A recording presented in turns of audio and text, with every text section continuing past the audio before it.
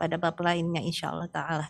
Dan seperti biasa, insya Allah materi akan disampaikan oleh guru kita Ustaz Riza Hasan Basalamah Hafizahullah Ta'ala yang disiarkan dari studio Loro Faradisa di Jember, Jawa Timur. Tak lupa kami ucapkan terima kasih kepada Ustaz keluarga dan juga untuk keluarga besar tim kru Loro Faradisa yang sudah membantu pelaksananya kajian pada hari ini. Di samping ada Pak Zubair Banaji dengan operator juga Pak Zugas Bayu Indra dan juga kameramen Pak Romi Barka dan tim kru lainnya tidak bisa kami sebutkan satu persatu. Hafizahumullah Ta'ala yang telah bekerja di balik layar. Jazakumullah khair wa barakallahu. Dan mungkin untuk protokol atau tata tertib bisa dibantu Uktira bisa membacakan protokol kita hari ini insyaallah.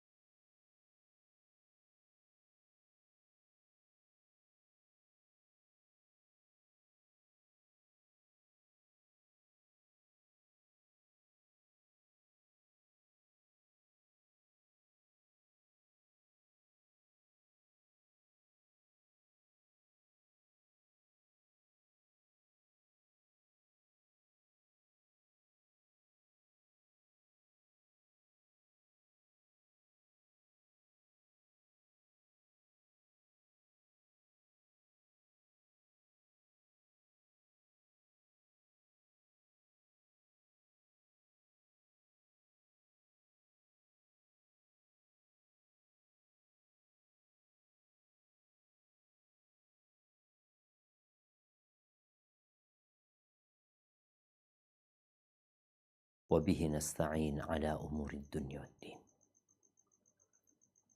والصلاة والسلام على سيد المرسلين وإمام المتقين قائد الغر المحجلين سيدنا ومولانا محمد وعلى آله وأصحابه أجمعين أما بعد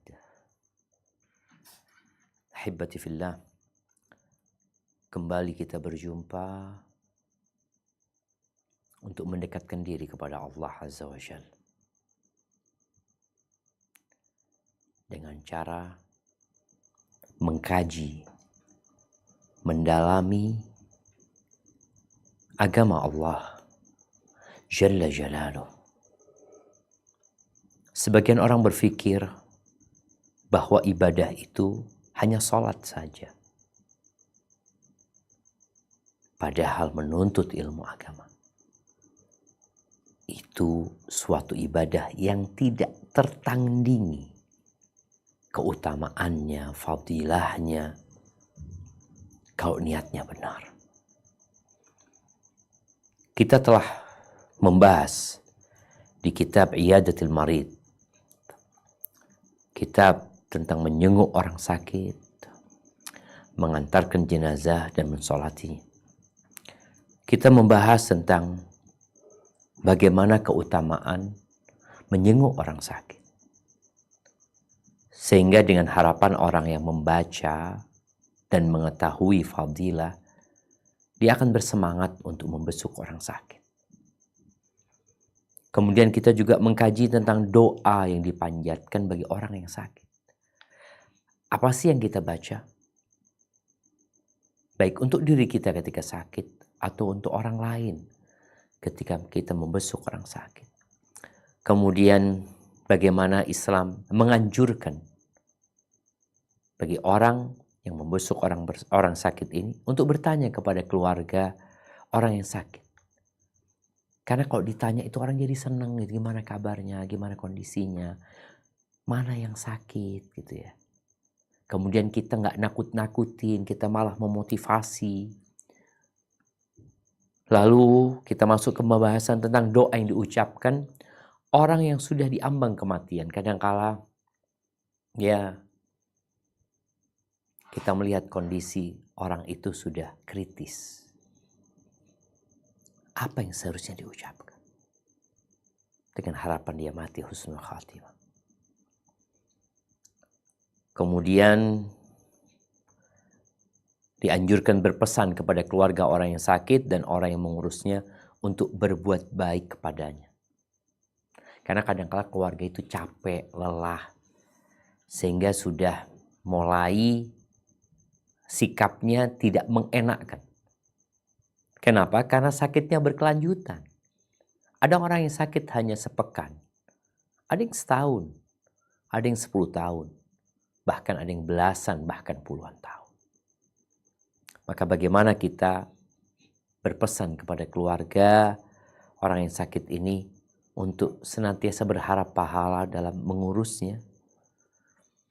Kemudian juga ternyata orang sakit itu boleh untuk merintih mengucapkan aku sakit. Gitu. Benar-benar sakit ya. Kepalaku, mamanya ketika kepalanya sakit dia pegang kepalanya. Hal ini boleh dilakukan selama tidak ada unsur marah dan murka terhadap apa yang menimpa dia. Kemudian kita masuk ke pembahasan mentalkin orang yang akan mati dengan kalimat La ilaha illallah dan bagaimana cara mentalkinnya. Nggak sembarangan. Ada orang yang ngulang-ngulangi, ya, akhirnya orang itu jadi marah. Dan subhanallah syawal. Ana bertemu dengan seorang yang mengatakan, Ana pernah membesuk orang sakit saat di rumah sakit. Disuruh ngomong la ilaha illallah. Yang keluar dari mulutnya kata-kata yang kecil dan kotor. Orang itu mati sesuai dengan amal perbuatannya ketika dia hidup. Kemudian juga doa yang dibacakan setelah memejamkan mata orang yang baru meninggal. Apa yang kita baca ya. Ini hal-hal sebenarnya sebagian kita menghadapinya. Yang kadang-kala karena dia nggak belajar, dia nggak tahu apa yang harus dia lakukan. Kemudian doa yang dibacakan untuk si mayit. Dan doa yang dapat dibaca oleh keluarga yang ditinggal. Kemudian kita berbincang tentang hukum menangisi orang yang meninggal dunia. Boleh apa enggak gitu loh.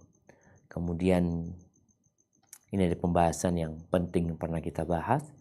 Bahwa nggak boleh ya kita menyebarluaskan sesuatu yang tidak baik di diri mayit ini. Baik di fisiknya yang karena bawaan lahir atau karena perbuatan dia. Jadi buat orang yang memandikan jenazah atau mendampingi memandikan jenazah biasanya kelihatan dengan jasad si mayit ini. Mungkin dia pernah operasi ini, operasi itu. Nggak perlu diceritakan. Kemudian kita masuk ke pembahasan tentang mensolatkan jenazah. Fadilah mensolatkan jenazah, mengantarkan jenazah sampai ke kuburnya. Tentang terus bagaimana wanita ketika dia ikut mengantarkan jenazah apa hukumnya. Dan alhamdulillah kita masuk ke bab 156. Yaitu tentang disunnahkannya atau dianjurkannya memperbanyak orang yang ikut sholat jenazah. Dan membuat barisan, 3 barisan atau lebih ketika jumlahnya nggak banyak, gimana? Ya udah, kita bikin softnya yang 3. Karena memang ada beberapa penjelasan Nabi SAW berkaitan dengan masalah ini. Nah, silakan dibaca. Barakallahu fikum.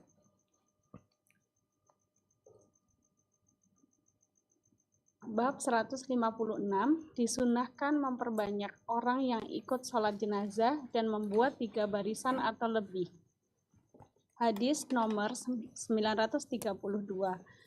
An Aisyah radhiyallahu anha qalat, qala Rasulullah sallallahu alaihi wasallam, ma mimma iyyitin tusalli alaihi ummatun minal muslimina yabaluguna mi'atan kulluhum syafa'uha Yashfa'una yashfa'una lahu illa syuffi'u fi rawahul Muslim.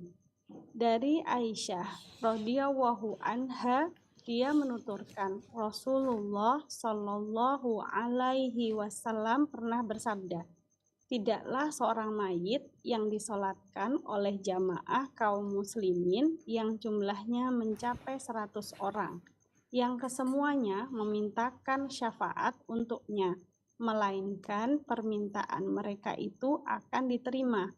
Hadis riwayat Muslim. Barakallahu fikum. Ya, disunnahkan di sini maksudnya dianjurkan ya, memperbanyak orang yang ikut sholat jenazah. Subhanallah, kalau di masa lalu ya, nggak seperti sekarang.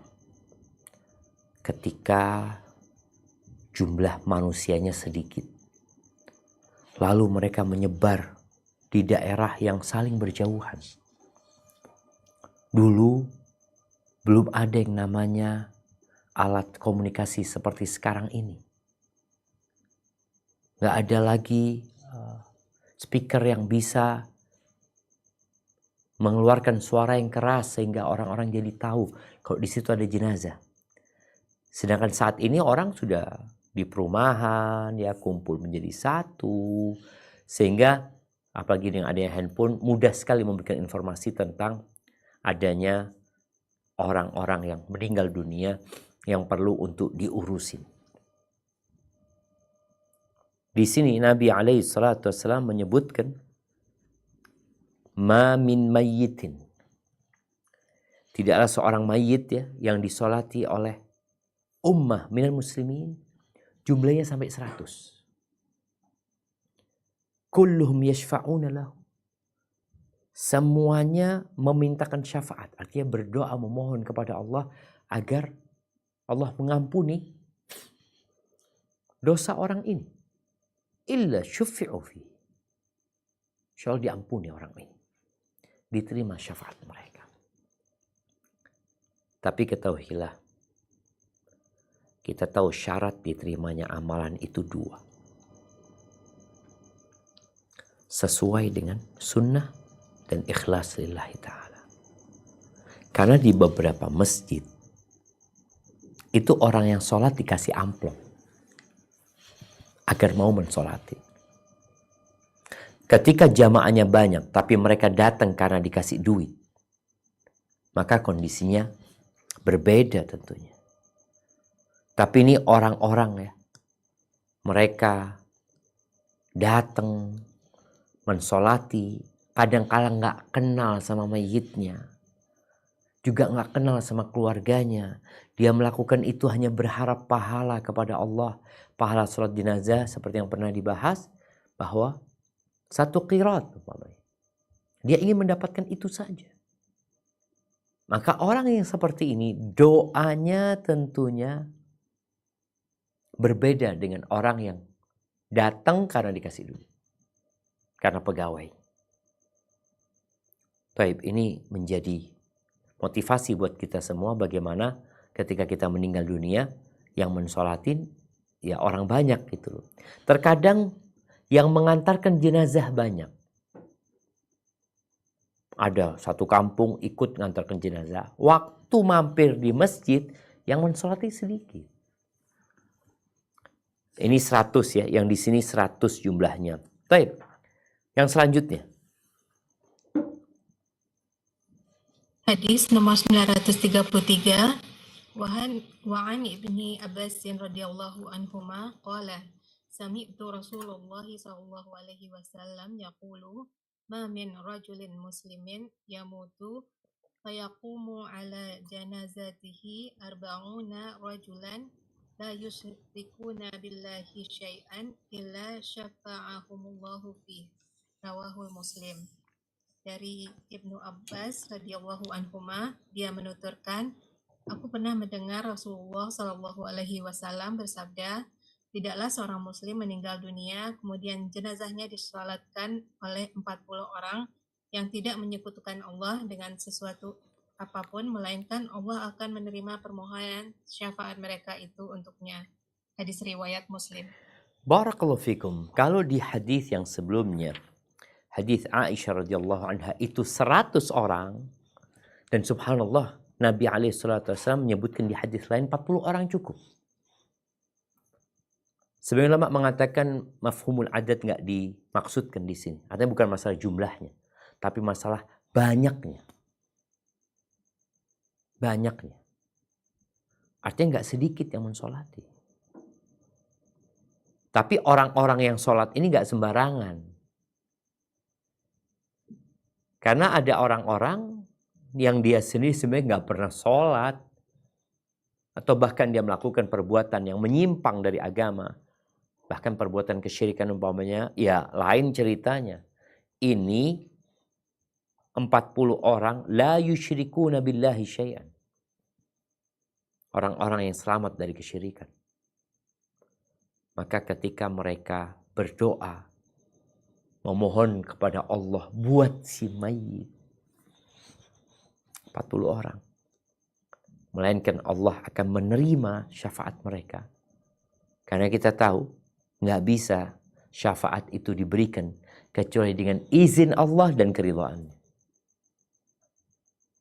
Ketika Allah nggak ridho, Allah nggak akan ngasih izin gitu loh. Sedangkan Allah ridho hanya kepada orang-orang yang bertauhid, yang mengesahkan Allah dan memurnikan ibadah untuknya. Tayyib, di hadis selanjutnya kita akan lihat tidak berkaitan dengan jumlah jamaah, tapi jumlah safnya. Nah, silahkan dibaca. Bismillah. Wa an marsadi bani abadillahi wa jami'i qala kana maliku bani ubayyirata radiyallahu anhu idza shala ala jannah fastaqala nasa alaiha ja'ahum alaiha salasata ayyami thumma qala Rasulullah sallallahu alaihi wasallam man sholla alaihi salasatu hukum faqad awjab. Rawu Abu Dawud wa Tirmizi wa qala hadis hasan. Dari Marsad bin Abdullah al-Yazani, dia bercerita, dulu jika Malik bin Hubairah mensolatkan jenazah, sedang orang-orang yang akan mensolatkannya hanya sedikit, maka dia membagi mereka menjadi 3 bagian. Kemudian dia berkata, Rasulullah Shallallahu Alaihi Wasallam bersabda, barang siapa yang disolatkan oleh 3 saf, maka telah diwajibkan baginya surga. Hadis riwayat Abu Dawud dan At-Tirmizi mengatakan hadis ini hasan. Barakallahu fikum. Ini hadis Malik ibn Hubairah ibn Khalid radhiyallahu ta'ala anhu. Dia salah satu sahabat Nabi alaihi salatu wassalam. Ceritanya Marsad ibn Abdullah al-Yazani, kalau Malik itu mensolatin jenazah, jadi imam nih, kemudian dilihat jumlah jamaahnya sedikit, nggak sampai 40 orang, apalagi 100. Apa yang dia lakukan? Dia bagi 3 shaf. Seharusnya kalau sholat berjamaah, kita nggak boleh bikin shaf baru sampai shaf yang pertama sudah sempurna. Baru kemudian shaf keduanya, baru shaf ketiganya, shaf keempatnya. Tapi sholat jenazah berbeda. Shaf pertama belum lengkap, udah dibagi, suruh shaf kedua. Kemudian shaf ketiga. Tsumma qal, lalu dia mengatakan, untuk memberikan penjelasan kepada orang-orang, kenapa dia melakukan itu. Ini pentingnya kita tidak beramal kecuali dengan ilmu. Bukan kita beramal dulu, kemudian baru cari ilmunya. Yang ada hanya pembenaran. Enggak. Dia memang melakukan itu karena dia punya ilmu. Apa ilmunya? Kata Malik bin Hubairah. Qala Rasulullah SAW. Rasulullah SAW bersabda, Man salla alaihi thalathatu sufuf, faqad aujab. Barang siapa yang mensolatinya itu 3 sof, mensolati jenazah itu, maka dia wajib masuk surga. Dengan doa orang-orang yang mensolatinya, dengan permohonan mereka. Disebutkan bahwa Nabi SAW di hadis Abu Umamah yang diriwayatkan Tabrani, ya, bahwa Nabi SAW sholat jenazah bersama beliau cuma 7 orang. Lalu beliau menjadikan 3 orang yang shaf pertama, kemudian 2 orang, kemudian 2 orang. Jadi 7 itu jadi 3 shaf. Padahal satu shaf aja nggak lengkap gitu kalau tempatnya panjang umpamanya atau lebar. Jamaah. Mungkin kita belum kebayang ya, jumlah jamaahnya sedikit banget. Gitu. Di masa lalu ketika tidak ada yang namanya telepon dan kendaraan-kendaraan ini. Orang itu rumahnya berjauhan. Bahkan disebutkan, kadangkala ada istri yang meninggal di waktu asar atau meninggal di waktu zuhur. Suaminya lagi mungkin ngembala kambing atau dia lagi ke pasar kemana ya, meninggal. Istri jatuh ke sumur umpamanya. Kemudian meninggal, dimandiin, disolatin, dikubur. Suaminya belum datang. Isya suaminya datang, mana istriku? Meninggal dunia. Dan yang mensolati ya orang-orang sana aja. Sampai seorang syekh cerita dulu. Di salah satu kampung itu. Ibunya ini sudah kritis kondisinya. Pas lagi sholat Jumat. Maka anaknya ini mengatakan kepada jamaah jangan pulang duluan ya. Ibuku kritis. Ya harapnya dia kalau ibunya meninggal dunia yang mensolati banyak. Itu harapan dia. Ditunggu sampai asar. Nggak meninggal ibunya. Akhirnya orang sebelum maghrib sudah mulai ribut. Karena kalau gelap mereka susah untuk pulang ke tempat mereka masing-masing. Akhirnya mereka pada bubar. Dan alhamdulillah sang ibu sehat. Nggak mati pada waktu itu. Kita lihat bagaimana anak menahan jamaah dalam rangka ingin berbuat baik kepada ibunya. Agar mensolatinya banyak. Maka ahibati fillah, kita yang punya banyak fasilitas yang memudahkan kita. Jangan sampai kita tidak meraih fadilah yang banyak. Kita mensolatin, kita dapat pahala. Kemudian kita mendoakan saudara kita. Dan tentunya di situ ada kepedulian kepada orang lain. Orang beriman itu seperti satu bangunan. Yashuddu ba'duhu ba'dah. Yang saling menguatkan satu sama lain. Udah selesai nih berkaitan dengan jumlah ya. Jadi usahakan kalau memang jumlahnya banyak, ya udah mereka akan menjadi banyak soft tersendiri. Tapi kalau jumlahnya sedikit, maka imam paling tidak berusaha untuk membuat mereka 3 soft. Apa yang dibaca ketika sholat? Nih bicara apa yang dibaca ketika sholat jenazah. Seorang muslim wajib belajar tentang sholat wajib. Karena itu fardu ain. Adapun sholat jenazah ini fardu kifayah. Tetap wajib tapi kifayah.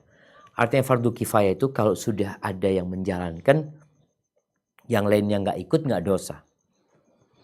Ana berharap kita membaca sebelum membaca hadisnya, kita membaca muqaddimahnya. Karena muqaddimahnya ini juga ditulis oleh Al-Imam An-Nawawi yang menyusun kitab Riyadhis Shalihin. Nah, silahkan dibaca muqaddimahnya ya. Siap. Bismillah. Bacaan dalam sholat jenazah. Sholat jenazah dilakukan dengan 4 kali takbir. Setelah takbir pertama membaca ta'awuz, lalu membaca Al-Fatihah. Kemudian takbir kedua, setelah itu dilanjutkan dengan berselawat kepada Nabi seraya mengucapkan Allahumma salli ala Muhammadin wa ala ali Muhammad. Mudah-mudahan selawat senantiasa dilimpahkan kepada Muhammad dan keluarga Muhammad. Adapun yang terbaik adalah melengkapinya dengan bacaan berikut. Kama sholaita ala Ibrahim hingga innaka hamidun majid. Dan tidak perlu melakukan apa yang telah biasa dilakukan oleh orang-orang awam, di mana mereka membaca dalil surat Al-Ahzab ayat 56. A'udzu billahi minasy syaithanir rajim. Bismillahirrahmanirrahim. Innallaha wa malaikatahu yusalluna 'alan nabi.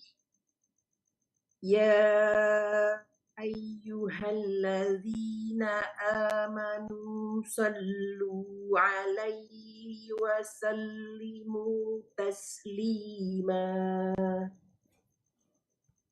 Sesungguhnya Allah dan malaikat-malaikatnya berselawat untuk Nabi. Hai orang-orang yang beriman, berselawatlah kamu untuk Nabi dan ucapkanlah salam penghormatan kepadanya. Karena sesungguhnya sholat seorang tidak sah jika hanya difokuskan pada bacaan tersebut. Barakallahu Selanjutnya fikum. melakukan takbir. Berkaitan dengan muqaddimah ini, Al-Imam Nawawi menjelaskan tentang tata cara sholat jenazah. Babnya memang bab bacaan, apa yang dibaca dalam sholat jenazah. Ini menunjukkan bahwasanya sholat jenazah ini berbeda dengan sholat wajib. Maka sholat jenazah dilakukan dengan 4 kali takbir. Apakah di setiap takbir angkat tangan? Ini tidak ada khilaf di antara para ulama. Apakah harus angkat tangan? Kita kok ngelihat di madhab Syafi'i umpamanya, mereka angkat tangan. Tapi kalau kita lihat di madhab Hanafi, mereka hanya takbir pertama saja. Setelah itu nggak angkat tangan di takbir kedua, ketiga, keempat.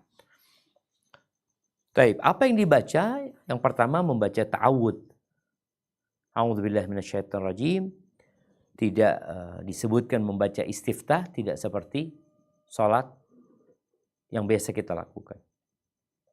Kemudian membaca Al-Fatihah. Kalau bicara membaca Al-Fatihah mulai Bismillahirrahmanirrahim. Ini pembahasan apakah Bismillah termasuk dari Al-Fatihah atau tidak. Itu bukan di sini tempatnya. Tapi jelas membaca surat Al-Fatihah. Kemudian takbir kedua. Takbir pertama, ta'awud, baca Al-Fatihah. Baik, kemudian takbir lagi, Allahu Akbar yang kedua. Membaca apa? Bersolawat kepada Nabi SAW. Disebutkan di sini, yang paling minim adalah Allahumma salli ala Muhammadin wa ala ali Muhammad. Allahumma salli ala Muhammad wa ala ali Muhammad. Artinya, kalau itu dia baca, cukup. Tapi kalau dia lengkapin, itu afdal. Seperti salawat Ibrahimiyah yang dibaca ketika sholat. Kemudian subhanallah, Al-Imam Nawawi menyebutkan tentang kebiasaan dan budaya masyarakat awam di masa Al-Imam Nawawi. Apa kebiasaan mereka? Mereka enggak sholawat. Jadi di takbir kedua mereka membaca Innallaha wa malaikatahu yusalluna 'alan nabi ya ayyuhalladzina amanu sallu 'alaihi wa sallimu taslima. Kalau baca ini maka enggak sah salat. Karena dia belum bersolawat. Dia hanya membaca ayat yang isinya informasi bahwa Allah dan para malaikatnya bersolawat. Lalu perintah agar orang-orang beriman bersolawat. Tapi kalau kemudian setelah membaca ini dia takbir, berarti dia belum bersolawat kepada Nabi alaihi salatu wassalam. Jadi seharusnya yang dia baca tadi, salat Ibrahimiyah itu yang afdal. Kalau tidak, ya paling sedikitnya dia mengatakan Allahumma salli ala Muhammadin wa ala ali Muhammad. Baik, itu takbir yang kedua. Kemudian takbir lagi Allahu Akbar. Nah, baca apa di takbir yang ketiga? Silakan dilanjutkan.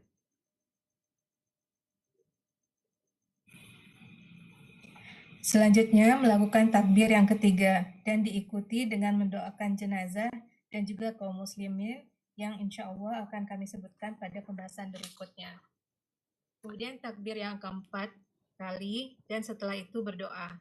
Sebaik-baiknya doa adalah Allahumma la tahrimna ajrahu wa la taftinna ba'dahu waghfir lana walahu. Ya Allah, jangan engkau haramkan kami dari pahalanya dan jangan pula engkau timpakan fitnah kepada kami sepeninggalnya. Berikanlah ampunan kepada kami dan dia.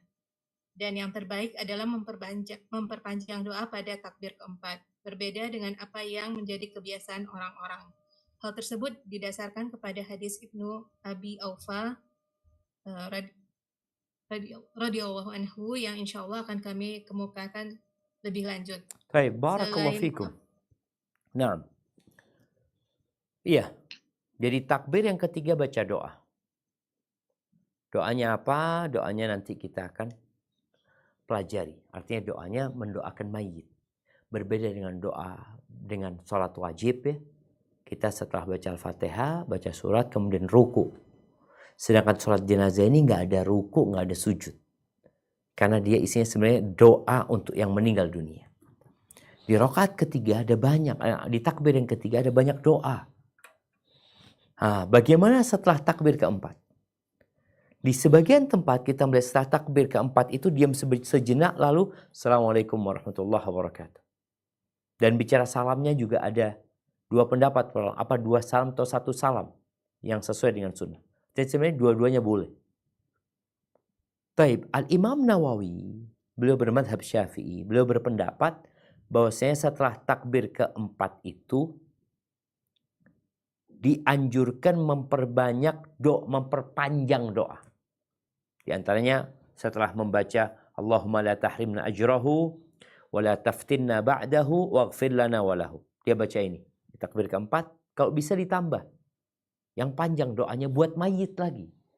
Iya, dia mendoakan buat dirinya dan mendoakan buat mayit. Terus terang anak itu kalau sholat jenazah di beberapa tempat itu, imamnya itu terburu-buru.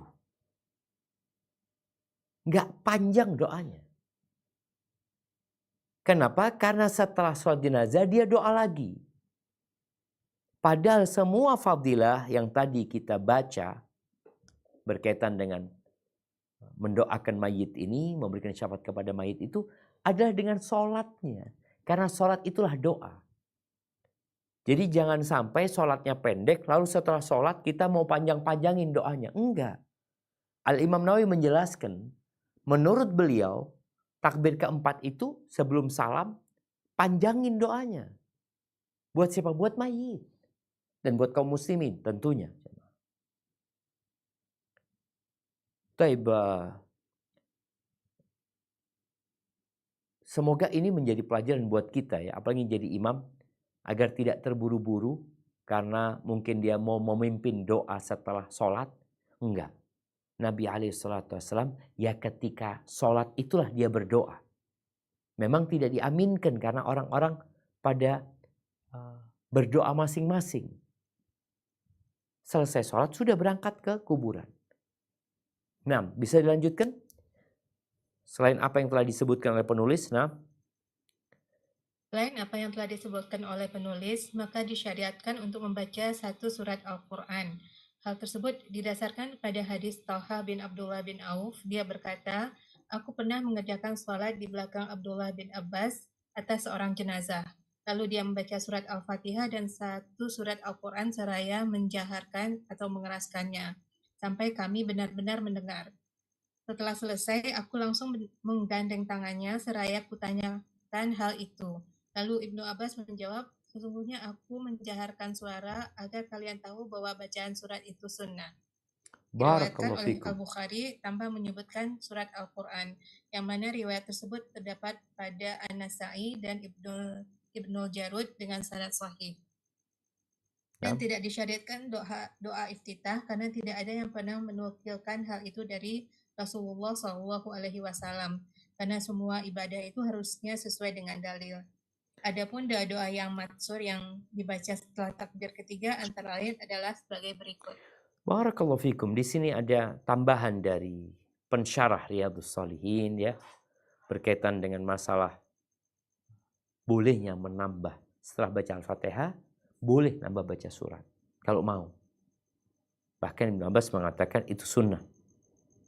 Atau kita lagi sholat jenazah, ternyata imamnya panjang, kita udah amin, masih ada jeda waktu, ya udah gunakan untuk baca surat. Adapun istiftah atau iftitah tidak dianjurkan, maka dia langsung baca ta'awudz, kemudian baca Al-Fatihah. Kalau ada waktu dia mau baca surat, dipersilahkan. Taib ahibati fillah, ad-du'a huwal ibadah. Doa itulah ibadah ya.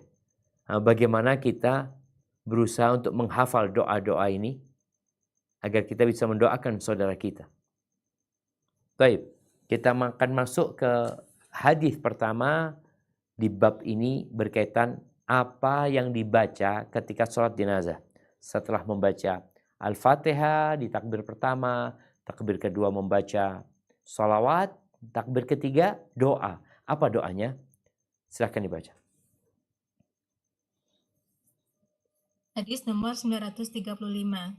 An Abi Abdurrahman Auf An Abi Abdurrahman Auf ibni Malik radhiyallahu anhu qala Shalla Rasulullah sallallahu alaihi wasallam ala janazatin fahafiztu min du'aihi wa huwa yaqulu Allahumma ighfir lahu warhamhu wa'afihi wa'fu anhu wa akrim nuzulahu wa wasi' mudkhalahu waqsilhu bil ma'i wasalji wal barad wa naqihi minal khotaya kama naqaita thawbal abyada minad danas wa abdilhu daran khairan min darihi wa ahlan khairan min ahlihi wa zawjan khairan min zawjihi wa adkhilhu jannah wa ayudhu min azabil qabr wa min azabin nar hatta tamannaitu an akuna ana dzalikal mayyit. Rawahul Muslim. Dari Abu Abdurrahman Auf bin Malik radhiyallahu anhu, dia berkata, Rasulullah pernah mensolatkan jenazah dan aku sempat menghafal dari doa beliau ini.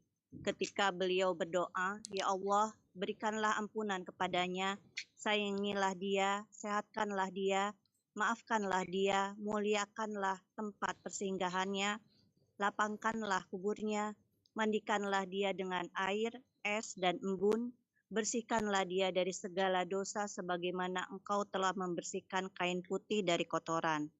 Berikanlah ganti kepadanya tempat yang lebih baik dari rumahnya yang pernah ada, keluarga yang lebih baik dari keluarganya, pasangan, suami atau istri yang lebih baik dari pasangan yang pernah dia miliki, serta masukkanlah dia ke surga. Lindungilah dia dari azab kubur dan dari azab neraka, sampai-sampai aku berangan yang menjadi jenazah itu adalah aku. Hadis riwayat Muslim. Barakallahu fikum. Taib, sebelum Ana ingin mengirimkan sesuatu untuk kita lihat ya.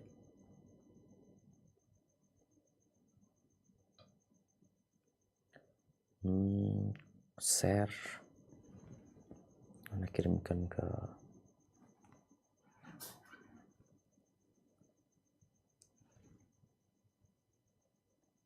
Bismillah. SRBT. Baik, di sini jamaah doa yang dianjurkan untuk dibaca. Bagaimana Abu Abdurrahman Auf bin Malik al-Ashja'i, dia mendengar Nabi SAW membaca doa ketika mensolatin jenazah. Doanya apa? Yang pertama, Allahumma gfir lahu. Ya Allah, ampuni dia. Jadi al-mighfar itu sesuatu yang menutupi. Dikatakan kayak helmnya perang itu ya. Itu menutupin, semoga dosanya ditutupin dan dijaga dia supaya dia nggak berbuat dosa lagi. Kemudian warhamhu, dan rahmati dia. Rahmat ini lebih luas daripada ampunan. Ampunan itu bagian dari rahmat. Kemudian wa'afihi, dan sehatkan dia. Gimana orang mati minta disehatin jemaah? Iya, maksudnya disehatkan itu selamatkan dia sebenarnya dari bala. Afiyah itu beda sama sehat. Lebih umum daripada sehat. Memang kalau ditanya gimana kabarnya? Sehat wal afiyah. Afiyah itu lebih luas maknanya. Berikan kepada dia afiyah. Keselamatan, kesembuhan, kesehatan masuk di sana. Wa'fu anhu, dan maafkan dia. Terus wa akrim nuzulahu. Kalau di sini sebutkan muliakan tempat persinggahannya. Nuzul itu maknanya apa ya? Jamuan. Kalau ada tamu itu, nuzul itu jamuan. Muliakan jamuannya buat dia. Ketika dia singgah, bagaimana dikasih jamuan ya. Kan ada tamu kalau datang itu, semua makanan dikeluarkan. Itu maksudnya nuzul. Kemudian wawasi' mudkhalahu, dan lapangkan kuburnya. Tempat dia masuknya itu lapangkan. Waghsilhu, dan cucilah dia dengan air salju dan air salj itu es dan embun. Nah, embun ini yang ana kepingin perbaiki. Tadi yang ana kirimkan coba bisa ditampilkan? Hah? Belum terkirim? masuk, Ustaz. Tunggu. Oh, belum terkirim. Bismillah.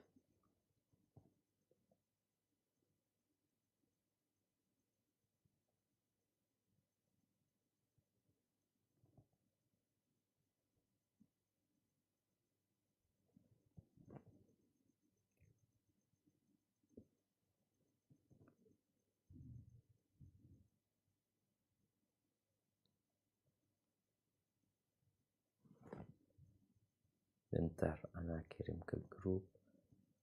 Mana tadi anak kirim? Bismillahirrahmanirrahim. SRB Team.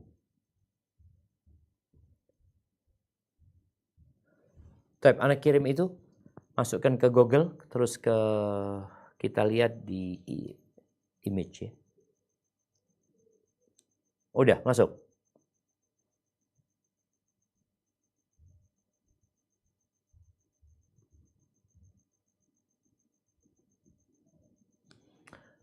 Taib, coba ditambahkan itu yang namanya barot ya. Memang banyak terjemahan. Barot itu diterjemahkan. Coba dibuka salah satunya ya. Yang besar itu.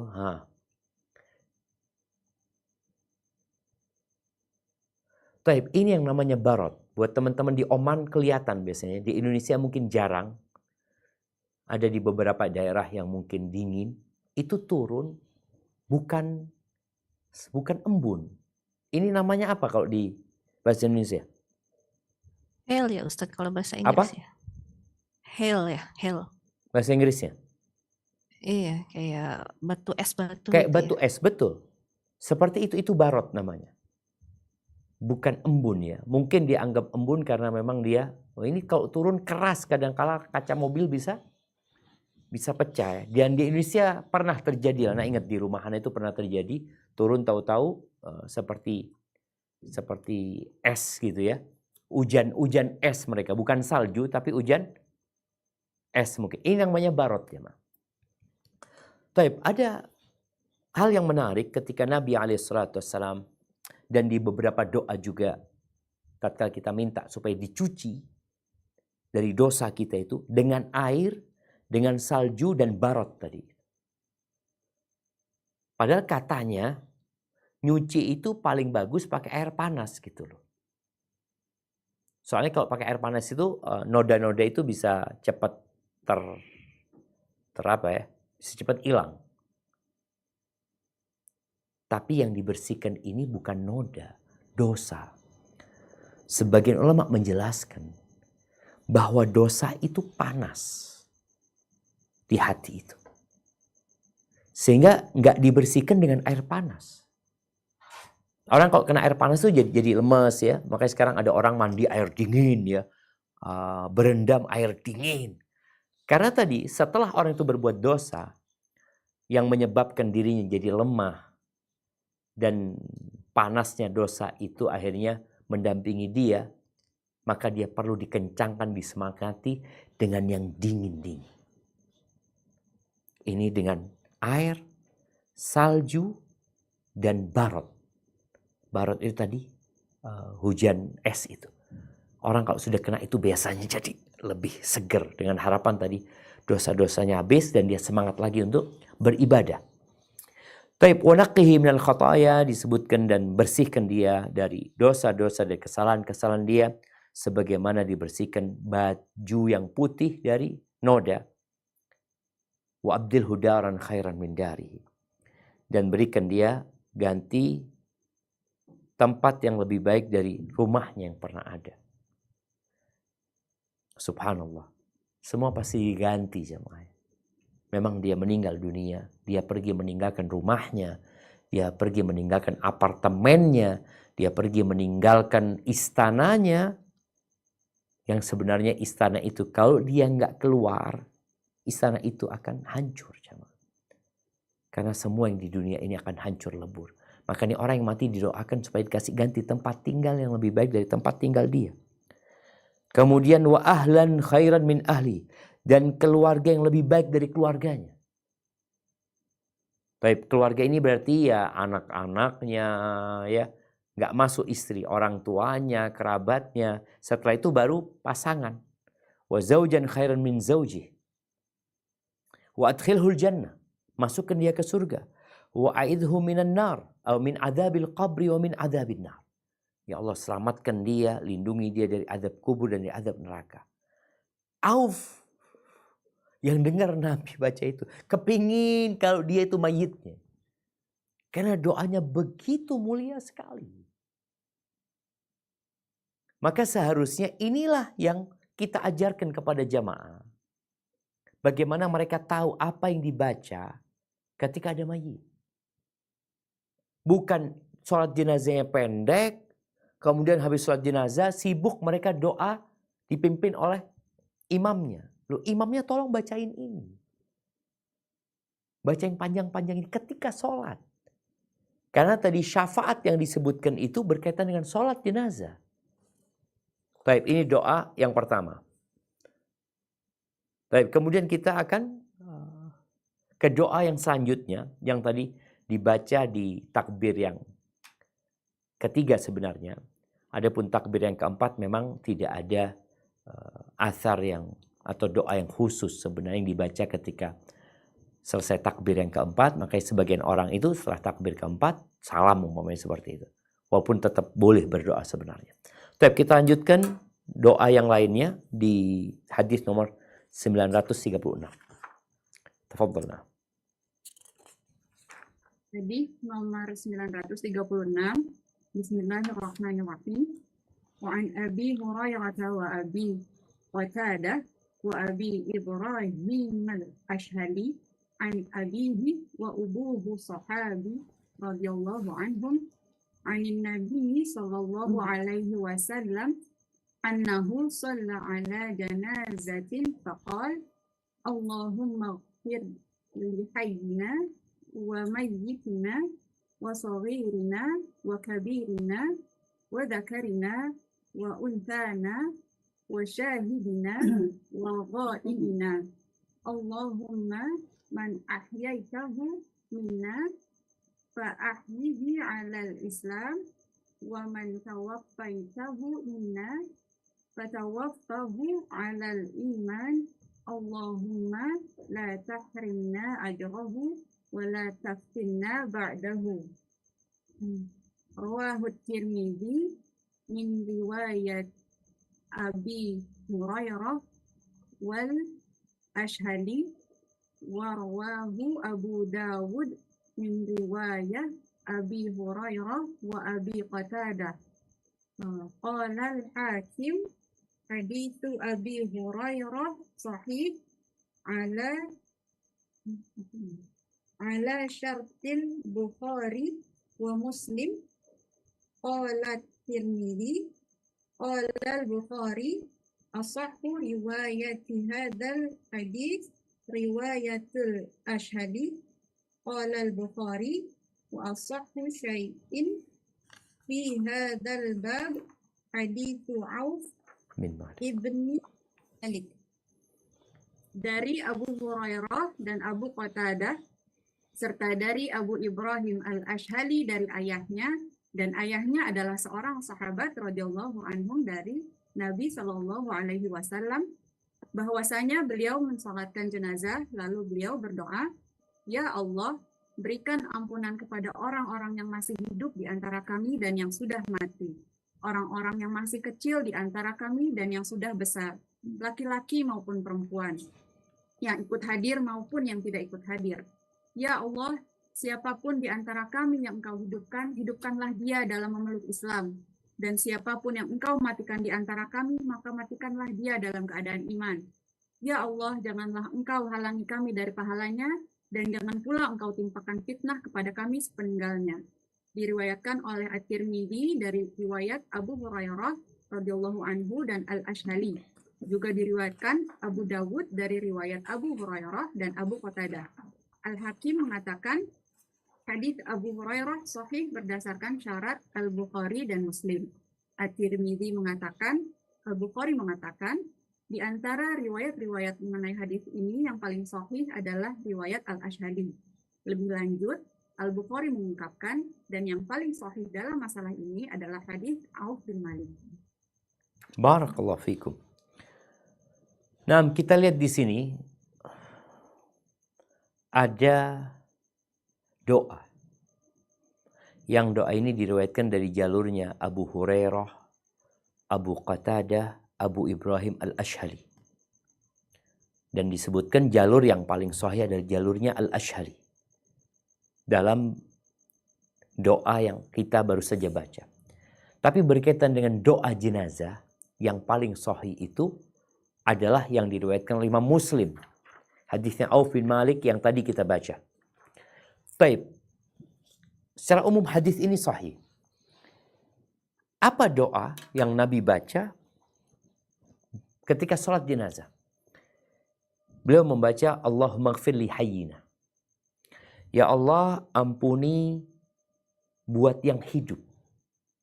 Atau yang sholat jenazah, ternyata doanya nggak harus buat mayit saja. Dia mengatakan Allahumma ighfir li hayyina, yang hidup di antara kami. Wa mayyitina, dan yang mati. Jadi ampuni yang hidup, ampuni yang mati. Wa saghirina wa kabirina. Ampuni yang kecil, yang besar juga. Lu gimana sih minta ampunan buat yang kecil? Kan dia belum punya dosa. Ya boleh jadi ini doa ketika dia besar nantinya. Saat ini dia kecil, tapi dia bakal besar nantinya. Ampuni dia. Maka ampuni yang kecil dan ampuni yang besar. Kemudian wa dzakarina wa unthana. Ampuni yang laki dan yang perempuan di antara kami. Jadi ini doa umum buat seluruh umat Islam. Kemudian wa syahidina wa ghaibina. Yang ada yang hadir ikut sholat jenazah dan yang juga nggak ikut sholat jenazah. Yang hadir dan yang gaib. Didoakan juga. Lalu berdoa memohon kepada Allah, Allahumma man ahyaitahu minna. Ya Allah, siapa saja yang kau hidupkan dari kami. Fa'ahyihi alal Islam. Maka hidupkan dia di atas agama Islam ini. Nilai-nilai Islam dijaga sama dia ketika dia hidup. Menjalankan syariat Islam. Dan yang engkau matikan di antara kami, matikan dia di atas iman. Bagaimana dia mati? Husnul khatimah. wala tahrimna ajrahu, dan jangan engkau halangi kami dari pahalanya ya. Pahala mensolatin jenazah ya, pahala dari berkhidmat kepada orang ini. Wala taftinna ba'dahu, dan jangan engkau timpakan fitnah kepada kami sepeninggalnya. Kan ada orang yang meninggal dunia di saat fitnah ya, kemudian dia alhamdulillah dia meninggal dunia, semoga itu husnul khotimah. Yang hidup ini kondisinya nggak tahu apakah dia akan husnul khotimah atau tidak. Maka minta kepada Allah agar jangan sampai kita ditimpakan fitnah kepada kita sehingga kita matinya tidak husnul khatimah. Tapi barakallahu fiik, itu mungkin beberapa doa ya, karena masih ada doa-doa lain yang insyaallah kita akan bahas pada kesempatan yang akan datang. Kita mungkin masuk ke sesi tanya jawab. Barakallahu fiik. Nah. Baik, barakallahu Ustaz. Alhamdulillah. Alazi binikmati tadi muslihat. Ya kalau Ustaz, jazakallahu khair. Sekali lagi barakallahu fikum. Ustaz yang telah memberikan nasihat fawaid tausiah wasilah ilmu dan penjelasan dari kitab Syari'atus Shalihin bab pada bab ini karya Imam An-Nawawi rahimahullah pada hari ini.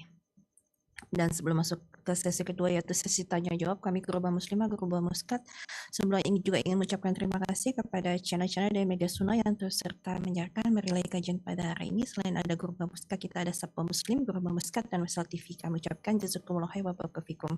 Dan insya Allah kita akan masuk ke sesi tanya jawab pada beberapa 30 menit ke depan mungkin insya Allah. Mungkin Tafadhali Uktires bisa memulai pertanyaan. Jika ada yang ingin ditanyakan, Tafadhali Uktires. Jazakallahu khair Tias. Assalamualaikum Ustaz. Assalamualaikum. Waalaikumsalam warahmatullahi wabarakatuh. Naam, tafadhali. Baik Ustaz. Sekarang ini di rumah sakit, jika ada pasien yang sudah parah sakitnya, keluarga bisa meminta yang namanya DNR, do not resuscitate. Artinya, ketika jantungnya berhenti, maka keluarga meminta agar tidak diberi pertolongan lebih lanjut, seperti misalnya CPR atau diberi kejutan listrik untuk membuat jantungnya berdetak lagi. Apakah hukumnya yang seperti ini, Ustadz?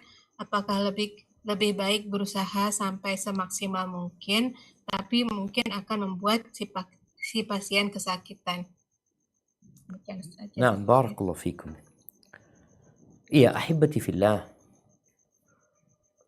Sebenarnya yang lebih tahu itu adalah para dokter.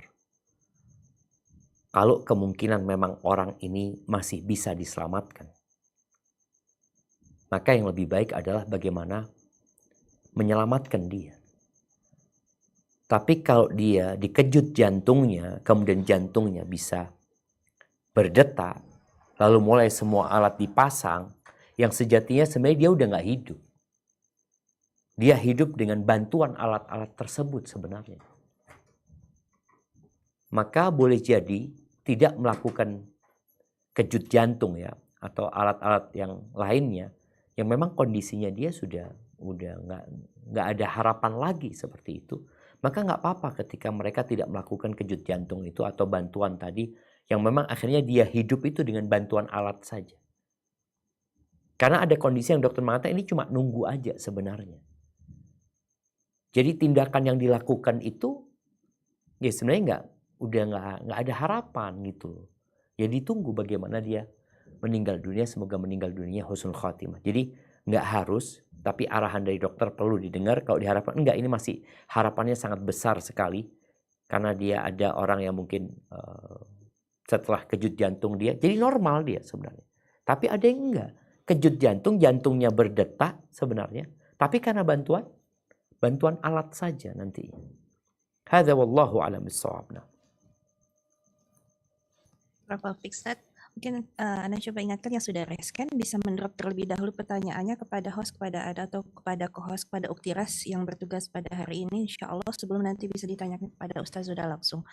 Dan mungkin dari Muskat, Tafadholi ada pertanyaan bisa disampaikan kepada Ustaz? Satu dulu ya. Muskat, masih di mute?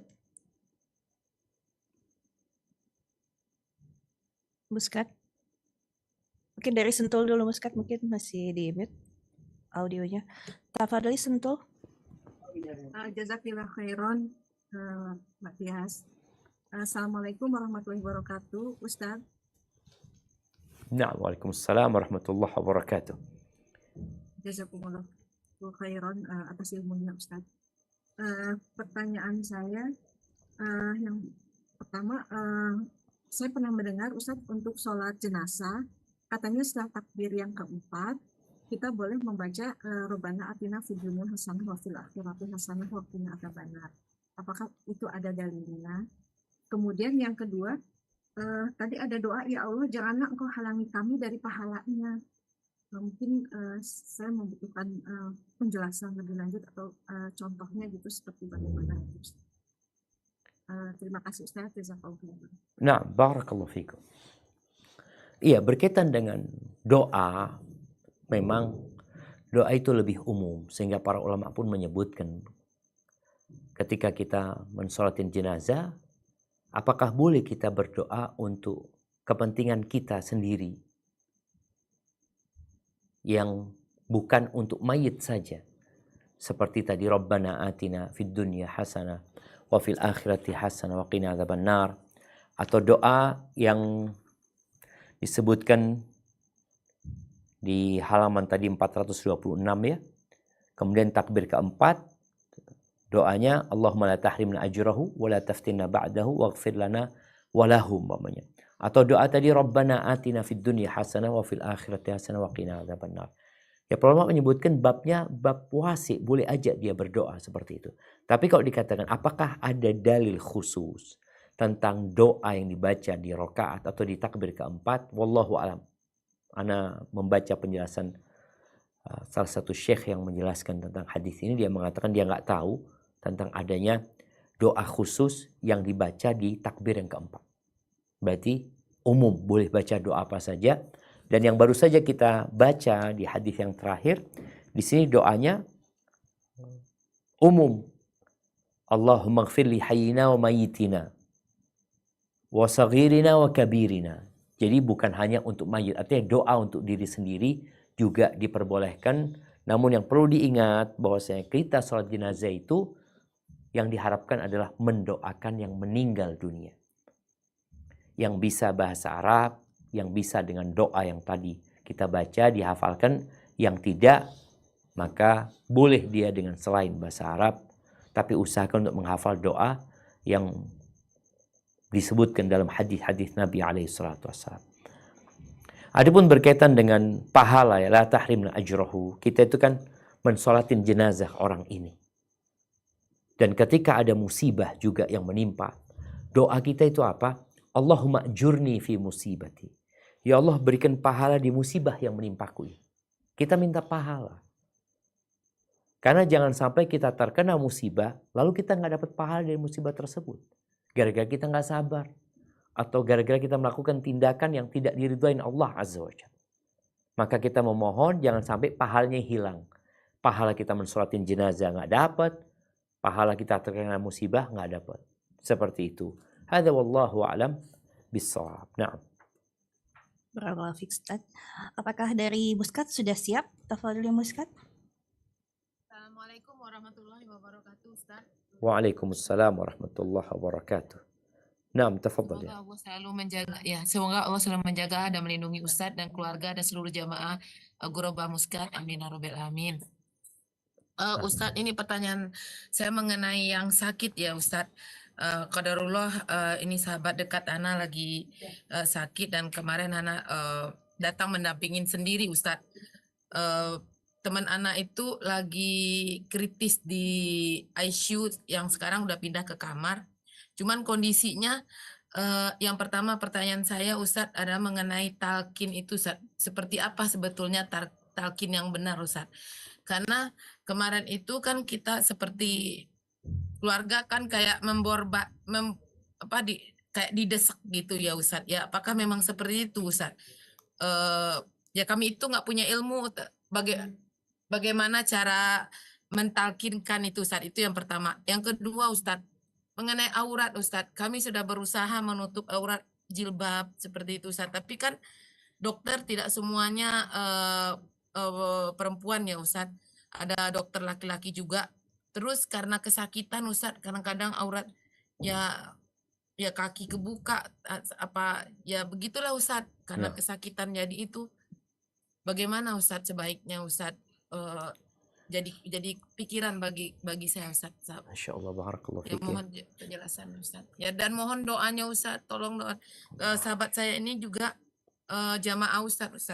Allah Dia rajin yashfi. mengikuti kajian-kajian Ustadz. Allah yashfi. Jadi Allah mohon yashfi. doanya Ustadz. Nah, Sekarang sahabat anak kata dokter, keluarga jangan ada yang meninggalkan dan talkinin terus kata dokter Ustadz. nah, Ya, nah, mohon Allah doanya yashfi. Ustadz. Nah, Jazakallah khair Ustadz. Barakallahu fika Ustadz. Allah yashfi mardana mardul muslimin ya. Nah, ahibati fillah, berkaitan dengan musibah ya, kita nggak tahu. Tapi yang jelas Allah itu lebih sayang sama kita daripada kedua orang tua kita, daripada siapapun yang ada di dunia ini. Maka jadikan musibah itu sebagai penghapus dosa dan pengangkat derajat ya. Kembali kepada pertanyaan tadi masalah talqin. Jadi sebenarnya talqin itu ketika ada orang kritis, kemudian kita talqin dia, lalu dia ada yang bisa disuruh membaca. Kondisinya kuat. Qul la ilaha illallah. Lalu dia bisa mengatakan la ilaha illallah. Ada kondisi yang enggak. Maka kita perlu hanya membisikkan kepada dia la ilaha illallah. Ketika dia mengikutin sekali sudah cukup. Enggak perlu kita tadi membombardir dia, talqin lagi, enggak, sudah. Ketika dia sudah ngomong sekali udah cukup. Kalau nanti dia ngomong omongan yang lain baru ditalkin lagi. Ini kondisi orang yang memang sadar dan bisa mendengarkan orang yang mentalkinnya. Taib, ketika dia sebenarnya mungkin dalam posisi tidur. Subhanallah, ini jadi ingat pertanyaan pekan lalu yang ana tidak memberikan jawaban yang lengkap mungkin berkaitan dengan orang yang ditidurkan. Orang yang ditidurkan karena penyakitnya kritis sehingga dia ditidurkan. Apakah dia tetap wajib sholat tadi? Ketika dia tidur dan dia sadar di waktu-waktu memang dia mungkin matanya memejamkan tapi dia bisa merespon orang-orang di sekitarnya, maka dia bisa sholat berarti dalam kondisi memejamkan mata. Artinya dia nggak tidur. Tapi kalau dia tidur seperti orang yang pingsan atau orang yang koma umpamanya, itu para ulama berbeda pendapat tentang sholatnya. Sebagian menyamakan dengan orang yang tidur sehingga ketika dia bangun dia wajib mengqadha semua sholatnya.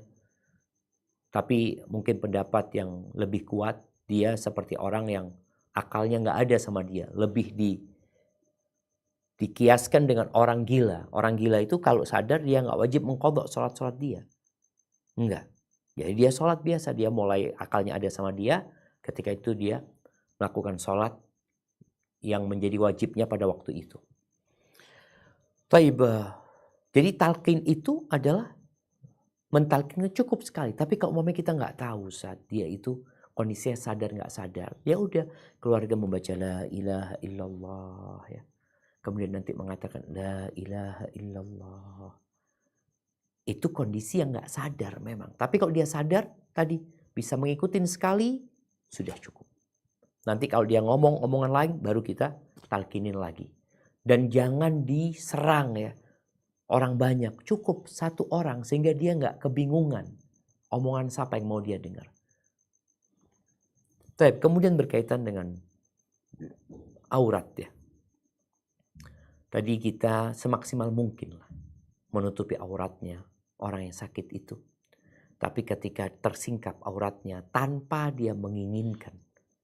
Di mana cerita ada seorang wanita kulit hitam ya, yang dia mengatakan kepada Nabi SAW, ya Rasulullah, ud'ullah li, doakan aku ya Rasulullah. Inni usra wa atakasyaf. Aku tuh ya Rasulullah kadang kala kena ayan atau kemasukan jin. Tapi sorak itu boleh jadi dari orang ayan. Kemudian biasanya kalau sudah ayan tersingkap auratnya karena dia melakukan gerakan yang tidak dari hatinya tanpa kesadaran dia. Dan tentunya dia nggak dosa pada waktu itu. Aku tersingkap ya Rasulullah ketika penyakitku datang. doakan aku ya Rasulullah. Kata Nabi SAW, kalau engkau mau, aku doakan. Tapi kalau engkau mau, engkau sabarlah, engkau masuk surga nanti. Pilihannya dia didoakan sembuh atau sabar. Maka sahabat ini mengatakan, enggak ya Rasulullah, enggak usah didoakan aku. Biarkan aku akan sabar, tapi ya Rasulullah doakan aku supaya enggak tersingkap aurat. Artinya orang ini dalam posisi yang dia enggak dosa ketika tersingkap pun dia merasa risih ketika harus dilihat oleh orang aurat. Maka hendaklah bertakwa semampunya kepada Allah Azza wa Jalla. Pihak keluarga kok ada di situ, bagaimana menutupin aurat yang tersingkap gara-gara mungkin dia harus menarik kakinya ya, atau mencabut kerudungnya. Hadza wallahu a'lam bishawab. Dan kita doakan saudara kita, semoga Allah mengangkat penyakitnya, menyembuhkannya, dan Allah menyembuhkan yang sakit di antara kita hari ini jamaah, hari ini. Entah ada ribuan orang yang di rumah sakit. Dan hari ini pula ada ribuan orang yang meninggal dunia. Dan hari ini pula ada ribuan yang lahir. Itulah dunia. Dan semoga Allah mematikan kita di atas agamanya. Yang hidup semoga dihidupkan di atas Islam. Dan yang mati semoga dimatikan di atas iman. Barakallahu fiik. Nah. Afwan Ustaz, satu lagi sedikit Ustaz. Apakah kita disarankan untuk membaca Al-Quran Ustaz di samping yang sakit itu Ustaz? Di rumah sakit Ustaz. Barakallahu fiikum. Nah, kita tahu bahwasanya kita dianjurkan untuk berobat dengan ruqyah. Boleh jadi kita membaca Al-Quran untuk ruqyah, untuk kesembuhan dia. Nggak apa-apa kita bacakan Al-Quran. Dan kita tahu juga rahmat Allah turun tatkala kita membaca Al-Quran. Memang ada hadis yang berkaitan dengan surat Yasin ya. Iqra'u Yasin ala mautakum. Bacakan surat Yasin kepada orang yang mau meninggal di antara kalian. Di situ harapannya dimudahkan dia ketika dicabut nyawanya. Tapi hadis itu diperselisihkan keabsahannya. Maka kalau membaca Al-Quran dengan niat, ya semoga Allah memberikan kesembuhan kepada orang itu dan dimudahkan urusannya. Semoga hal itu tidak mengapa. Hadza wallahu a'lam bishawab. Nah. Ustaz, semoga cukup dari Ibu Ustaz pertanyaannya. Tafadhali mungkin yang sudah raise bisa bertanya langsung. Ana persilakan mungkin yang pertama untuk Ukti Arifah bisa bertanya kepada Ustaz langsung. Tafadhali Ukti Arifah. Ya, jazakumullah Mbak Tias. Assalamualaikum warahmatullahi wabarakatuh. Ustaz. Waalaikumsalam warahmatullahi wabarakatuh. Waalaikumsalam. Afwan izin bertanya. Batasan yang diperbolehkannya kita mensolati jenazah dengan sholat gaib itu berapa lamakah dari waktu meninggalnya Ustaz? Terus yang kedua, boleh atau tidak bolehkah kita menginfokan atau mengabarkan ke teman-teman kita bahwa misalnya orang tua kita wafat, padahal teman-teman kita itu tidak mengenal orang tua kita, juga tidak berkesempatan untuk menghadiri maupun menguburkannya. Jazakumullah khairan, barakallahu fikum. Naam, barakallahu fiik. Kalau pertanyaan yang pertama ya, setelah berapa lama mensolatkan jenazah yang gaib itu, wallahu a'lam bishawab, ana nggak tahu, tapi yang jelas pelaksanaan sholatnya itu setelah dimandikan, setelah dikafani, baru kita melaksanakan sholat gaib. Adapun sampai berapa hari ya, artinya kita kadang-kala baru sepekan dikasih tahu fulan meninggal dunia dan kita ingin mensolatinya dengan sholat gaib ya. Berkaitan dengan sholat gaib ini, walaupun ada perselisihan di antara para ulama, tapi jumhur berpendapat sunnah, artinya dianjurkan sholat gaib, khususnya buat orang-orang yang nggak ada mensolatin di sana. Ketika nggak ada yang mensolatin di tempat itu. Karena memang Nabi SAW sholat gaib itu kepada Najasyi. Tapi ketika sahabat meninggal dunia radhiyallahu anhum di medan perang umpamanya, dan kita tahu memang orang yang mati syahid itu tidak disolatin, orang yang mati syahid itu tidak disolatin jenazah, dia dikuburkan karena memang ada fadilah tersendiri buat dia. Tapi Nabi SAW disebutkan bahwa beliau mensolatin jenazah itu kepada Najasyi. Di tempat itu nggak ada yang mensolatin. Sehingga Nabi alaihissalam bersama para sahabatnya mensolatinya. Maka wallahu alam nggak tahu sholat gaib itu sampai berapa hari gitu ya. Kita diperbolehkan sholat gaib karena memang terus terang berkaitan dengan sholat gaib ini ada yang kemudian kita boleh sholat gaib setiap selesai sholat wajib. Sholat gaib buat sahabat-sahabat Nabi yang meninggal dunia di Baqi umpamanya. Tentunya yang seperti itu tidak disyariatkan, wallahu a'lam bishawab. Adapun mengumumkan, menginformasikan keluarga kita meninggal dunia, orang tua kita meninggal dunia kepada orang yang tidak kenal sama kita atau orang yang jauh, maka tergantung niatnya apa. Ketika niat kita dengan harapan orang itu mendoakan orang tua kita, maka semoga nggak mengapa. Jadi tujuan kita mengasih tahu, abah anda meninggal dunia ya, tolong doain. Maka semoga nggak apa-apa. Kalau umpamanya orang itu dekat, harapannya ya ikut mensolatin jenazah agar dia juga dapat pahala 1 qiraat, ikut mengantarkan ke kuburan ketika dia seorang laki-laki dengan harapan dia mendapat pahala juga ketika dia ikut mengantarkan jenazah ke kuburan. Hada wallahu a'lam bishawab. Nah. Taufik Ustaz, masih ada beberapa sisa waktu, mungkin bisa ya Ustaz ya 4 lagi Ustaz. Insyaallah. Kalau Ustaz. Ustaz ada pertanyaan Ustaz, apakah boleh di takbir ketiga ini kita cukup berdoa pendek dengan membaca Allahumma arhamhu atau Allahumma arhamha Ustaz? Lalu yang kedua, jika mendengar ada yang meninggal, mungkin seperti di WhatsApp atau ada berita duka yang lainnya kita dengar, kita mengucapkan selain innalillahi wa inna ilaihi raji'un, apakah juga sesuai diterapkan jika kita membaca doa seperti yang di takbir ketiga Ustaz, seperti Allahumma firlahu warhamhu afi wa'fu anhu ketika ada mendengar berita musibah kematian Ustaz? Nah. Barakallahu fikum. Iya, berkaitan dengan apakah kita boleh membaca doa yang pendek? Boleh aja. Memang ada orang yang nggak hafal doanya. Dia cuma hafal Allahumma ighfir lahu warhamhu. Allahumma ighfir lahu warhamhu. Allahumma ighfir lahu warhamhu. Boleh. Tadi juga disampaikan sebagian ulama membolehkan pakai bahasa Indonesia ketika memang dia nggak ngerti, dia nggak hafal doanya itu. Maka dia mau membaca Allah ampuni dia ya Allah. Yang bahasa Arab dia Allah maghfir lahu warhamhu ya Allah. Luaskan kuburannya ya Allah. Terangi kuburannya ya Allah. Cucilah dia ya Allah. Ketika dia nggak paham. Tapi yang lebih utama bagaimana dia belajar ya. Tapi doa yang pendek pun boleh. Karena itu juga doa yang semoga Allah mengabulkan doa yang dia panjatkan. Kalau berkaitan dengan saat kita mendengar berita duka, adanya keluarga, kerabat, orang-orang yang meninggal dunia, lalu kita mengatakan innalillahi wa inna ilaihi raji'un, lalu kita mendoakan dia, ya itu yang diharapkan sebenarnya.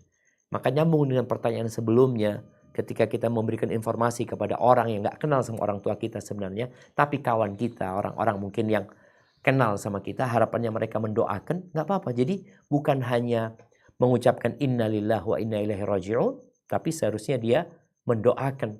Karena itu yang lebih penting buat yang meninggal dunia. Kita yang ditinggal, ya kita katakan innalillah ketika musibah itu menimpa kita. Tapi buat yang meninggal dunia yang dibutuhkan dia adalah doa.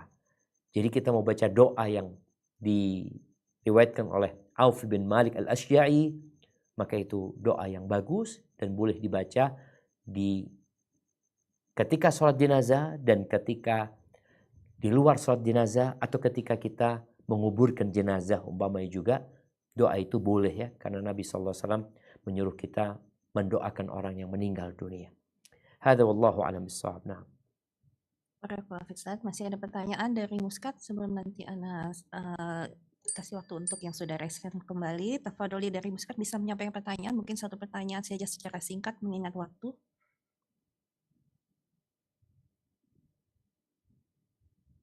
Muskat? Kalau gitu mungkin Anda pastikan dulu dengan Ukti RV yang sudah resen Ukti RV. Assalamualaikum warahmatullahi wabarakatuh. Assalamualaikum warahmatullahi wabarakatuh. Waalaikumsalam warahmatullahi wabarakatuh. saya mau bertanya, manakah yang harus diprioritaskan? Menguburkan jenazah secepatnya, menyelenggarakan jenazah secepatnya, ataukah masih bisa misalnya menunggu waktu mustajab untuk memakamkan, misalnya katakanlah meninggalnya hari Kamis siang gitu, tapi menunggu besoknya disolatkan pada saat hari Jumat supaya jemaahnya banyak seperti itu. Dan misalnya itu mengenai masalah pelaksanaan sholat ya, atau misalnya jenazah ini meninggal pernah berwasiat untuk dimakamkan di suatu tempat, misalnya di kampungnya gitu ya, padahal meninggalnya misalnya di tempat lain yang jauh, misalnya di luar negeri gitu. Apakah wasiat-wasiat seperti itu tetap harus dijalankan atau sebaiknya dimakamkan secepatnya? Jadi mana yang harus kita prioritaskan? Demikian Ustadz. Assalamualaikum warahmatullahi wabarakatuh. Waalaikumsalam warahmatullahi wabarakatuh. Iya, ini berkaitan dengan mensegerakan menguburkan jenazah. Ketika menunggunya tidak terlalu lama ya. Tadi dikatakan mau meninggalnya hari Kamis, dan memang harapannya ketika disolatin setelah sholat Jumat ya, ada banyak yang mensolatinya. Kita berharap agar dia didoakan orang banyak dan waktunya tidak terlalu lama. Tidak menunggu jenazah itu sampai bergant atau sampai menimbulkan aroma yang tidak nyaman. Boleh-boleh saja sebenarnya. Tapi mensegerakan itu lebih utama. Sekarang kan masalah dua fadilah ini. Mensegerakan sambil mendapatkan orang banyak yang mendoakan. Apabila jumlah jamaahnya sedikit, kita tadi udah baca hadis. 40 orang, insya Allah sudah bisa orang ini diampuni sama Allah Subhanahu wa Ta'ala. Kalau nggak sampai 40 orang umpamanya, ya sudah dibikin 3 shaf. Itu pun Allah sudah akan mengabulkan doa orang itu. Yang penting orang-orang itu orang-orang soleh gitu loh, yang mendoakan orang tersebut. Jadi kalau kita berpikir banyak yang mendoakan, oke, banyak, berapa banyak? Lebih 100. Yang kita butuhkan itu minimal adalah 40 umpamanya. Kalau sudah sampai 40, alhamdulillah, sholatin dan kuburkan secara segera. Dan nggak sampai 40 pun kita boleh menggunakan tadi hadis 3 shaf sudah. Disegerakan. Intinya mensegerakan penguburan jenazah. Berkaitan dengan wasiat dikuburkan di tempat tertentu. Apabila itu tidak merepotkan keluarganya. Tidak merepotkan keluarganya dan juga tidak memakan waktu yang panjang. Dan tempat yang dikuburkan juga tempat yang baik. Nggak ada masalah untuk ditunaikan wasiat tersebut. Tapi kalau ternyata wasiat itu membutuhkan uang yang banyak, membutuhkan energi yang juga panjang, maka tidak harus ditunaikan. Yang penting bagaimana orang itu dikuburkan di tempat yang mulia atau di tempat yang dia dimuliakan. Di tempat itu insya Allah akan banyak yang mensolatinya, ya, akan banyak yang menziarahinya dan mengucapkan salam kepada dia. Tapi kalau memang tadi wasiatnya itu bisa dilakukan dan tidak memberatkan, lebih baik wasiat itu ditunaikan. Itu kalau nggak salah yang Anda baca dari beberapa fatwa para ulama. Hadza wallahu a'lam bissawab. Nah. Barakallahu fiik, Ustaz. Tafadholi, mungkin yang sudah respon untuk Ukti Ida Fitria bisa bertanya kepada Ustaz. Assalamualaikum warahmatullahi wabarakatuh. Waalaikumsalam warahmatullahi wabarakatuh. Ya Ustaz, saya mau bertanya, untuk waktu menguburkan jenazah itu ada batasannya nggak ya? Misalkan dia meninggalnya pagi nih, apakah harus dikuburkan di hari itu juga? Atau misalkan dia meninggalnya, kalau pagi kan mungkin waktunya masih panjang ya Ustaz, tapi kalau dia misalkan meninggalnya sore, terus dikuburkannya malam, apakah itu masih boleh? Itu aja Ustaz. Assalamualaikum warahmatullahi wabarakatuh. Nah, intinya jamaah mensegerakan. Kalau tidak ada halangan, hendaklah disegerakan karena itu yang lebih baik.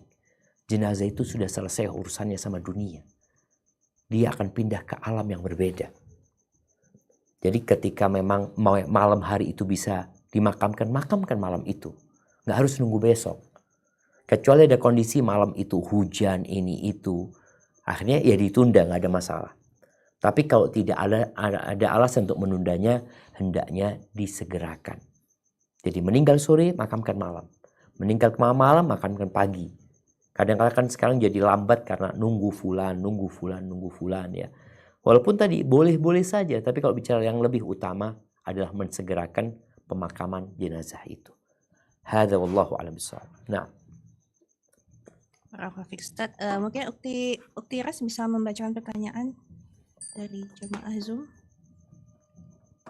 Yes. Berikut pertanyaan dari Ukti Gendis dan juga ada beberapa pertanyaan yang berhubungan Ustaz. Assalamualaikum, Afwan. Jika ketika seorang meninggal, apakah memang lebih utama yang menjadi imam ketika salat adalah misalnya suaminya atau anaknya? Kemudian juga apakah ada fadilahnya jika anak yang menguburkan dan menerima jenazah orang tuanya di liang lahat? Demikian Ustaz. Masya Allah, barakallahu fikum. Nah, ahibati fillah, berkaitan dengan yang mensolatin jenazah. Ketika ada pihak keluarganya, maka dia akan mendoakan. Sholat jenazah ini kan bukan seperti sholat fardu. Sholat fardu itu yang jadi imam adalah yang paling banyak hafalan Qur'annya. Sedangkan sholat jenazah ini berkaitan dengan doa saja. Yang penting itu orang itu hafal Al-Fatihah, dia bisa jadi imam umpamanya. Maka ketika doa itu kalau bicara tuan rumah, maka tuan rumah yang lebih berhak sebenarnya untuk mensolatin, menjadi imam ya. Ketika sholatnya di rumah umpamanya, yang di rumah itulah yang lebih berhak. Tapi ketika di masjid umpamanya, mungkin ada pihak keluarganya yang lebih utama untuk mensolatin dia, silahkan supaya dia yang mensolatinya. Karena sekali lagi tadi, doa dari orang yang terkena musibah, makanya akan lebih khusyuk ya, lebih mendalami, menghayati apa yang dia pinta. Tapi ketika ada imam masjid umpama yang kita lihat orang soleh dan kita minta dia yang mendoakan dengan harapan ya doa dia dikabulkan oleh Allah Subhanahu wa taala. Jadi wallahu a'lam bishawab, itu yang Anda pahami. Dia kemudian apa lagi? Anak kecil. Oh, anak ya. Bukan anak yang ya, apakah anak keluarga yang ikut turun ya? Memang tadi ketika ini adalah mahramnya, ketika ini adalah ibunya, ketika ini adalah wanita umpamanya, maka hendaklah jangan sampai orang lain ya. Ketika ada orang dari keluarganya. Namun Nabi SAW pernah menguburkan jenazah putrinya. Itu yang turun bukan suaminya. Nabi SAW mengatakan, siapa yang tadi malam tidak berhubungan sama istrinya? Abu Talha maka ana ya Rasulullah, engkau turun. Utsman malah gak turun pada waktu itu. Yang turun Abu Talha.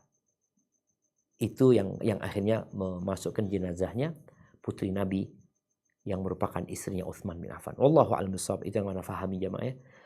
Kalau ada yang kurang jelas mungkin bisa ditanyakan kepada ustadz lainnya. Semoga Allah memberikan petunjuk kepada kita agar kita bisa menjalankan agama ini dengan baik dan mematikan kita husnul khatimah. Hadza wa sallallahu ala nabiyyina Muhammad wa ala alihi washabihi wasallam. Subhanakallahumma bihamdika asyhadu an la ilaha illa anta astaghfiruka wa atubu ilaik. Sampai berjumpa kembali. Wassalamualaikum warahmatullahi wabarakatuh. Waalaikumsalam warahmatullahi wabarakatuh. Jazakallah khair Ustaz. Alhamdulillah lazim nikmati tatimus sholihat. Segala puji bagi Allah Azza wa Jalla yang dengan nikmat Allah segala kebaikan amal saleh menjadi sempurna. Telah berakhir kajian hari ini, kami guru muslimah, guru muskat mengucapkan jazakumullah khair baik atas partisipasinya di kajian kali ini, baik secara online Zoom dan juga offline, dan juga terutama untuk jamaah yang sudah berpartisipasi untuk bertanya. Semoga Allah Subhanahu wa taala memberikan keridhoannya melalui pertanyaan antuna agar bisa memberikan ilmu manfaat dan diamalkan juga bagi yang lain yang ikut serta mendengarkannya sebagai amalan pemberat untuk antuna kelak, insyaallah, amin Allahumma amin. Kembali jika kami mohon diingatkan jika ada pertanyaan antuna yang belum sempat ditanyakan karena keterbatasan waktu ataupun lain halnya, agar bisa diingatkan kembali di kajian kita berikutnya insyaallah.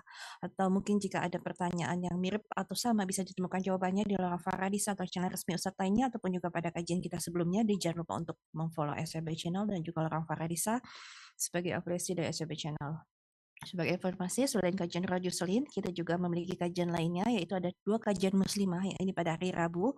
Kajian kitab ada Wadawa dengan Ustadz Ahmad Zainuddin Al-Banjari Hauzul Ta'ala, dan bergantian pekan dengan kajian kitab Umdatul Mar'a atau 100 hadis landasan hukum wanita khusus Ummahat, insya Allah pada hari Rabu bersama Ustadz Rizal Yuliar Putra Tanda Hafizul Ta'ala.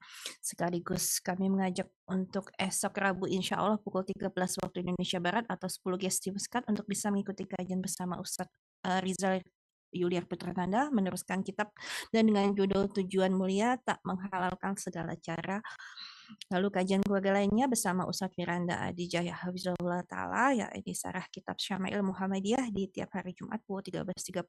Lalu kajian keluarga lainnya Kitab Sifat Puasa Nabi SAW bersama Ustadz Mustafa Adarini Hafizullah Ta'ala dengan kitab Sifat Puasa Nabi SAW.